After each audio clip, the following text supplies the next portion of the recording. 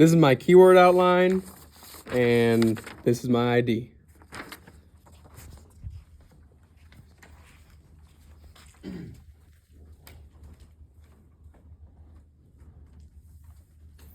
All right, to start, have any of you wanted to cook a breakfast meal for your family or just even yourself?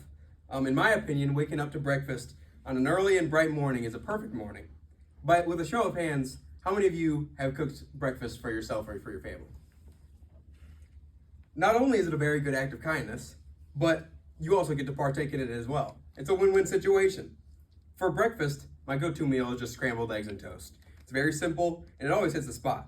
After preparing other sorts of breakfasts, I have reached one conclusion. Making scrambled eggs is a delicious and simple way to prepare breakfast. I'll begin with everything needed to make the eggs, then I'll show how to mix the ingredients, and then finally I'll demonstrate how to cook the eggs. First, we'll look at what ingredients are needed to make these eggs. Making scrambled eggs involves little ingredient and very little work. To start off, you're gonna need some eggs. Obviously, you can get these from like a supermarket or a store. It doesn't really matter what size of eggs you have. It's all basically just your preference.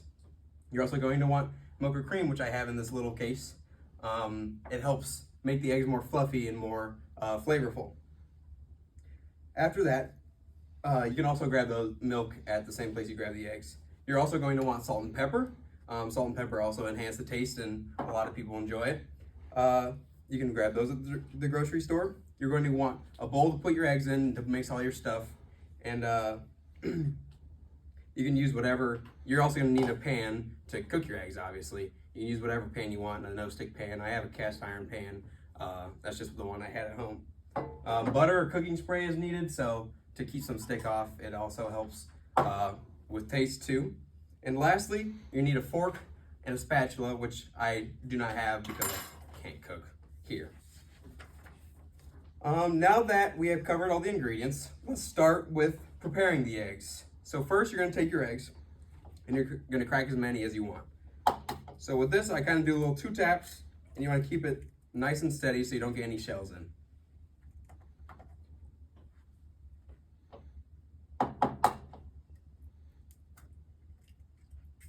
Like I said, keep it steady, and if you get little shells in, you just take your finger and get them out. Make sure you wash your hands before this. Now you take your whisk, which I'm using a fork for this, and I'm going to use it in a motion kind of like similar to like a tire rolling forward. You kind of put it just like this and keep going forward. I like to tilt my bowl like 15 degrees, and I just keep going up and down, just like a tire rolling. This easily mixes them, and in my opinion, it's the best way that I've found to do it. Once fully mixed, you're going to add just under a tablespoon of milk. So it doesn't need to be perfectly like measured. I just put a little bit in. I put at least under a tablespoon of milk per egg. And after that, you're gonna just keep mixing. If you put too much milk in, then it leaves excess liquid in your finished product. Now that you're done with that, take your salt and pepper and gently, not too much, put some in there. If you don't want to put too much, but if you want more, you can always do it later. And after that, you should have a nice solid colored liquid that has a little kind of sparkles in it, and you shouldn't see any more egg whites. It doesn't need to be perfect, but this is essential for, keeping it nice and clean. Now that we're finished with our eggs, I'm going to look at how to cook the eggs and how to start it. So first, you're gonna wanna, if I had a stove, I like to turn it on medium and let my pan get heated up, especially with a cast iron pan. With that, you can spray the cooking spray in there, and after a minute, I think it's just about ready.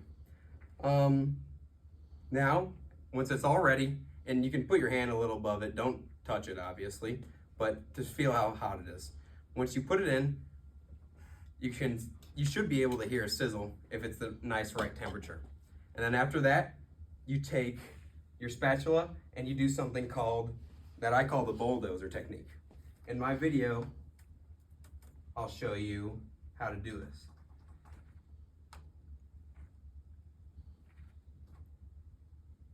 So as you see, I hold the spatula with my index finger as a stabilization for it.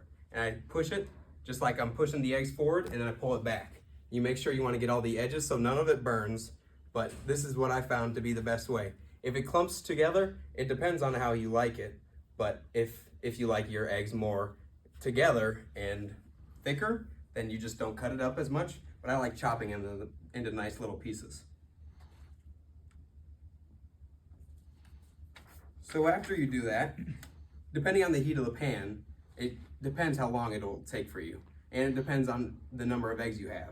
So if you have more eggs and the heat of the pan is a little lower, it's going to take a lot longer. But in this demonstration, I used 2 eggs and I had it on medium, and it was real quick.